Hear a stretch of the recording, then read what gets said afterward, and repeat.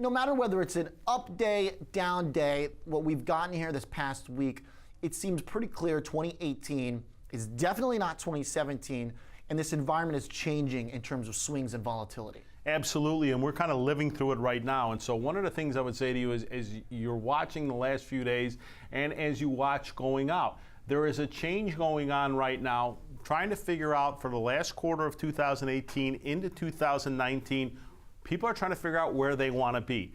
This was sparked by interest rates a couple of weeks ago, and now we've seen people start to reevaluate the market because of that. Yeah. One thing to keep in mind, this is not a 2 or 3 day thing like we saw back in February. This is something where the ground is moving underneath us. And with that, fund managers, et cetera, are trying to figure out where to reallocate their money. Both across asset classes and maybe within stocks too. Yes, and I'll just go within stocks to keep the conversation a little simpler for now. And that is, we saw information technology obviously had an amazing 2017, had a pretty good 2018, but over the last few weeks, people have started to question some of the valuations.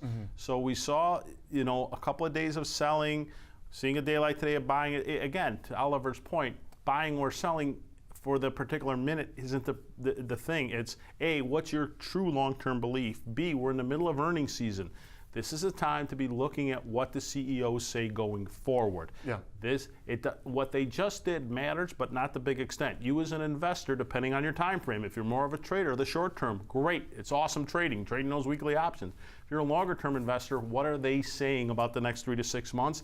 And that's what you have to decide. This is the time to stay disciplined on time frames. Should it be any surprise?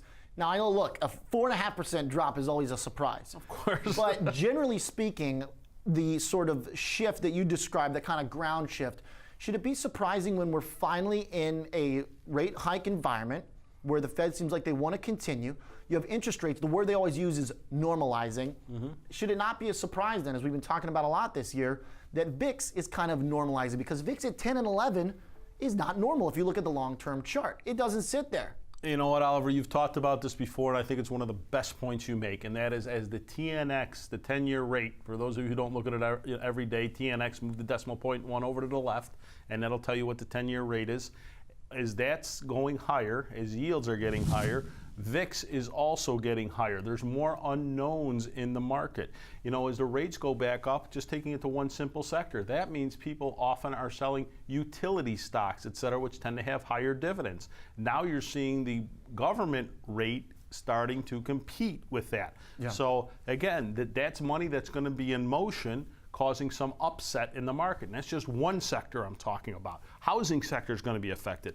But to Oliver's point, normalization is what you're really seeing. The market tends to do this. The market tends to normalize over time. So to see VIX trading, above 15, as we speak, it's trading above 20. Yep. But I don't think that's a big surprise to people as they're watching it and they're seeing interest rates, remember, were the spark plug, or the match, I guess I should say, that started this whole move 2 weeks ago. It depends how big that engine gets.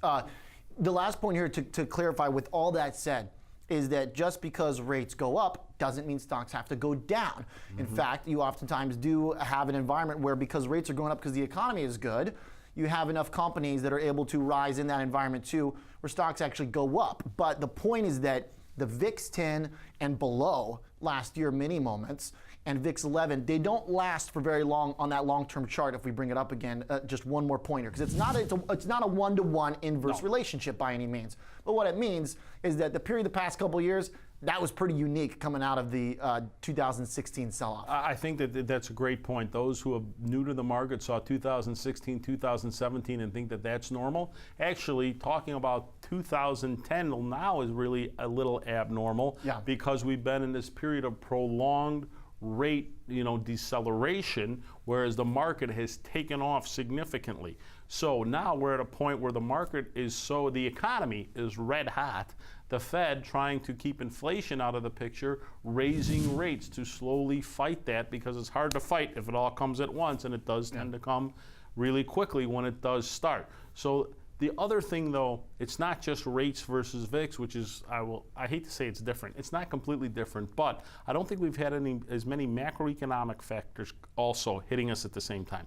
We do have midterm elections coming up. We have the possibility of tariffs, and we have Brexit, which nobody seems to be talking about at the moment. Expanded tariffs too. Yes, and expanded tariffs, perhaps coming in January. So there are some other things that are also, besides rates, making people reevaluate Absolutely. what stocks are worth.